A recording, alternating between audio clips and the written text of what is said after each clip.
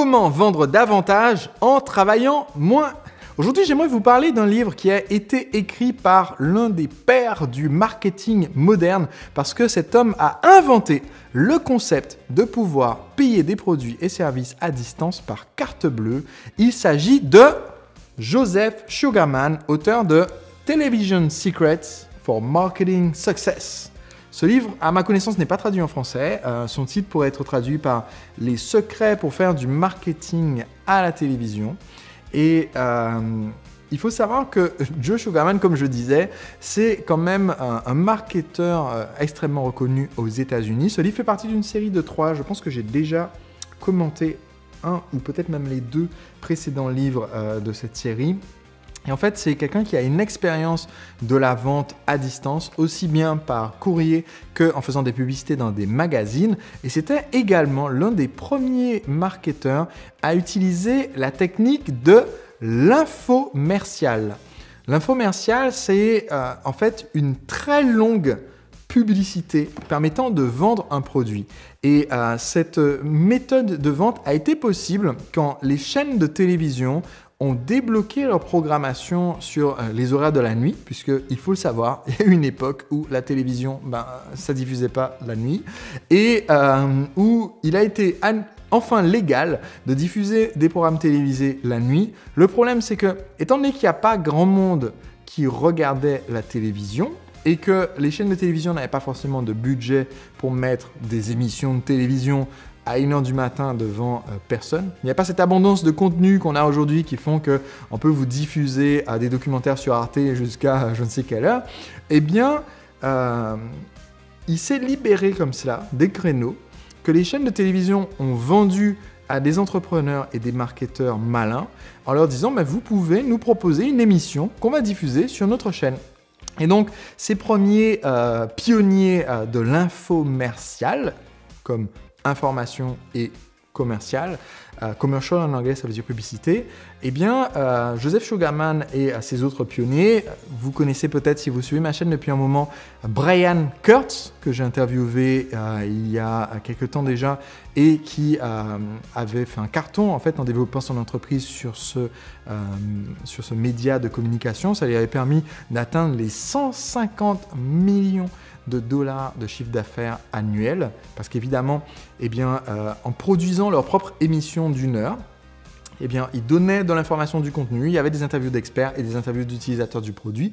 Ça permettait de démontrer le produit. C'est un peu l'ancêtre du téléachat d'aujourd'hui, mais avec un format ressemblant davantage à une émission de télévision classique. De sorte que les spectateurs, pendant très longtemps, et ça continue jusqu'à maintenant, ça se vend encore, les spectateurs avaient vraiment l'impression d'être en train de regarder une émission jusqu'au moment où on arrive à la vente.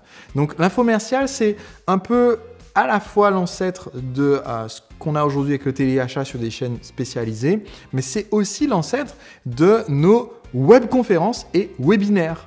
Parce qu'aujourd'hui, quand on fait une présentation sous forme de webinaire ou de webconférence, on suit en fait approximativement la même formule que celle que Joseph Sugarman enseigne pour faire des longues publicités télévisées. Une publicité d'1 heure à la télévision, c'est exactement comme un webinaire.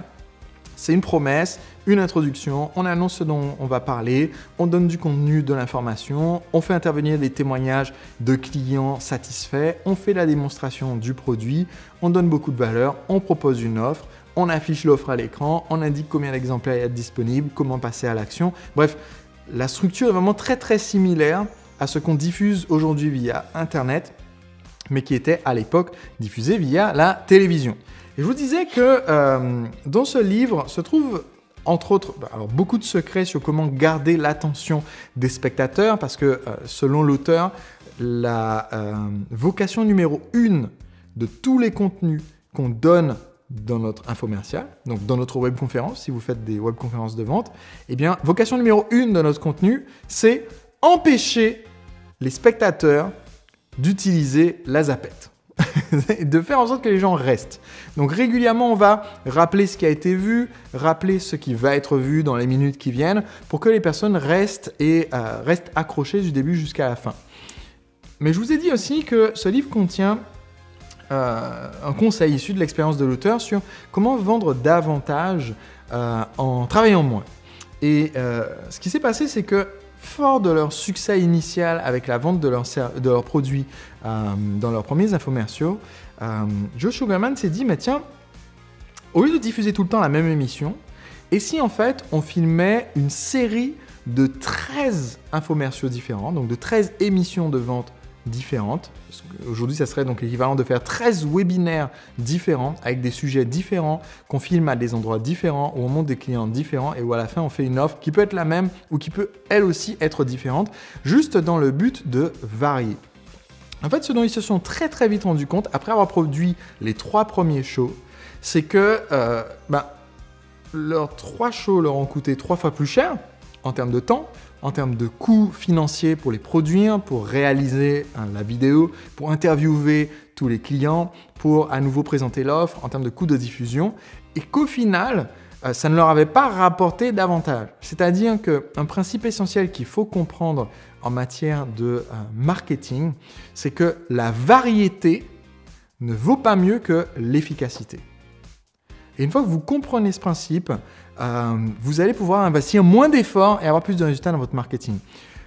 Nous, les entrepreneurs, nous avons un esprit qui est très orienté sur la variété. On cherche souvent à créer des choses nouvelles, créer de nouveaux produits, créer de nouveaux services, communiquer d'une façon nouvelle, trouver une nouvelle plateforme, faire une nouvelle pub Facebook, faire une nouvelle...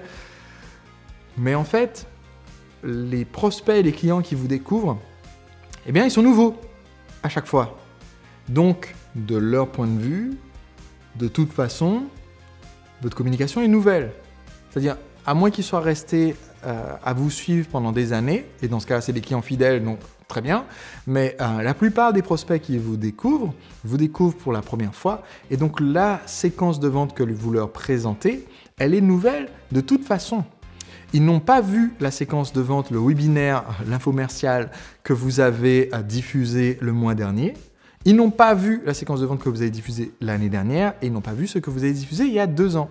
Par conséquent, si vous aviez une séquence qui marchait exceptionnellement bien, mais que vous la changez juste pour créer de la variété, juste pour se renouveler, eh bien, le mois suivant, vous avez forcément une séquence qui vend moins bien.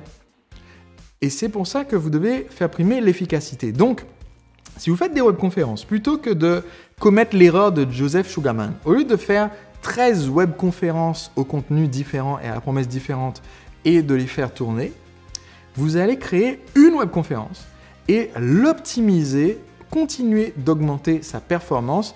Ce que je veux que vous reteniez comme état d'esprit, c'est que si j'ai créé un message de vente, une webconférence qui a bien fonctionné, j'ai obtenu un bon taux de conversion qui me permet d'atteindre mon objectif, eh bien je peux continuer d'optimiser, c'est-à-dire recueillir les questions qui ont été posées en live et améliorer ma conférence pour que ces objections, j'y réponde directement dans mon contenu pour être plus percutant, pour arriver plus rapidement à l'offre, pour être plus efficace et mieux vendre. Mais je ne vais pas repartir de zéro en créant un nouveau message à partir de rien. Sinon, c'est jeter du temps, de l'énergie et de l'argent par les fenêtres.